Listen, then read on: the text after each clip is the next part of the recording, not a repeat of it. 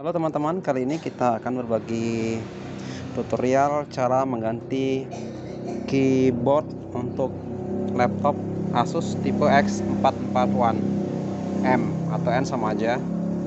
Di sini gejala indikasi kerusakannya adalah bahwa ketika keyboard ini terhubung dengan mainboard, maka tidak bisa melakukan charging serta laptop langsung mati total.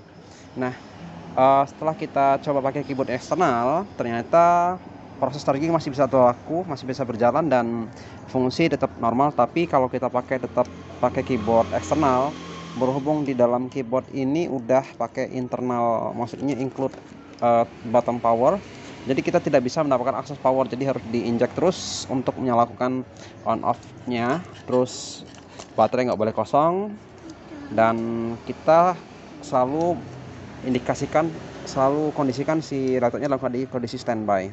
Nah teman-teman, dalam melakukan pelepasan keyboard dia agak sulit karena ini tidak menggunakan baut, tapi dia pakai sistem pelelehan sedikit ya di sini bagian ini. Jadi pemasangannya agak lumayan ribet dan itu lumayan banyak untuk yang harus dibuka satu persatu ya. Nah teman-teman, untuk ke keyboard ini kita bisa dapatkan di harga yang sebenarnya lumayan murah di online shop. Jadi nanti boleh dicari di OL shop, entah itu toko hijau atau toko merah boleh, atau toko orange. Nah di sini bagian-bagian harus dilepas satu persatu lumayan banyak. Jadi ini ada plastik ya yang harus dibuka satu persatu, karena ini sepertinya dilelehkan seperti itu, atau di melting pakai semacam las plastik ya, atau semacam blower. Jadi ini harus kita lepas satu persatu, lumayan ribet dan banyak, tapi sabar aja, satu persatu harus kita lepas. Di sini ada sejumlah bolong, dan kalau kita lihat di part replace-nya atau part menggantinya, itu bolong-bolongnya ini 1, 2, 3, 4, 5, 6, 7, 8, 9, 10.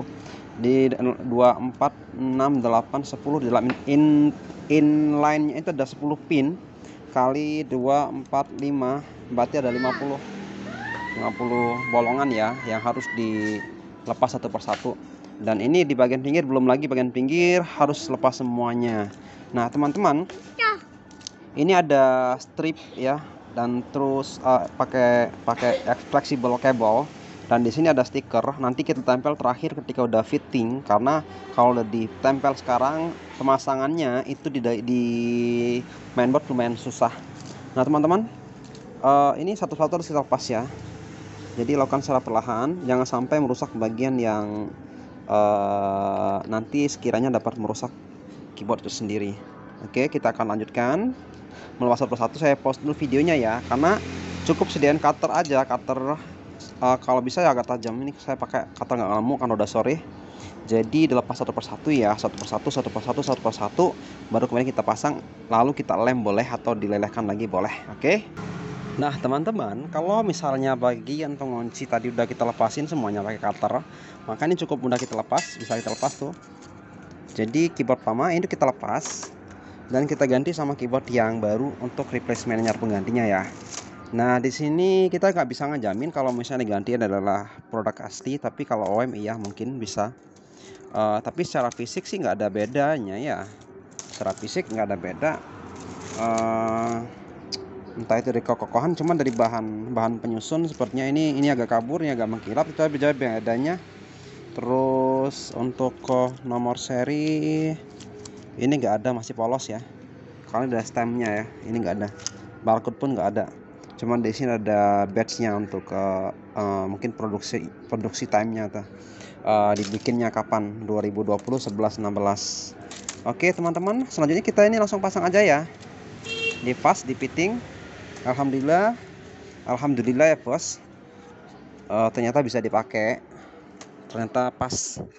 Jadi kita nggak perlu nyesuaiin lagi, potong sini potong sana, atau penyesuaian kecil lainnya. Cukup mudah kan. Nah kemudian ini nanti kita lem aja. Lemnya bisa pakai lem Korea, atau kalau saya sih lebih prefer pakai lem tembak silikon, itu karena mudah dalam hal proses penyepotan ya. Kita lem sedikit-sedikit nanti ya. ganti keyboardmu. Siapa kak? Keyboard ganti. Hah? Keyboard ganti. Bisa kak? Bisa. Oke, ini udah fitting lagi, udah bisa dipaskan. Tinggal kita lem pakai lem tembak, panasin lem tembaknya. Kemudian dilem sepanjang pinggiran sama bagian tengah-tengahnya boleh. Baru kemudian kita uji lagi. Oke teman-teman, ini udah kita coba tadi di fitting sementara, maksudnya belum dilepas stikernya dan diuji uji aktif. Ternyata masih bisa, udah fungsi. Dan memang ternyata keyboardnya yang rusak ya. Jadi kalau misalnya teman-teman mengalami kalau misalnya laptopnya nggak bisa di charging, itu jangan buru-buru memvonis si mainboardnya ya. Tapi bisa jadi itu adalah masalah di keyboard. Nggak tahu masalahnya apa, mungkin aja bagian power supply-nya udah short. Maksudnya VCC dan GND-nya itu short di dalam. Jadi si mainboardnya itu melakukan proteksi untuk nggak bisa melakukan pengisian baterai maupun aktivasi si laptopnya supaya nggak kebakar si bak converter atau regulator ini di dalam si keyboard atau mainboardnya ya.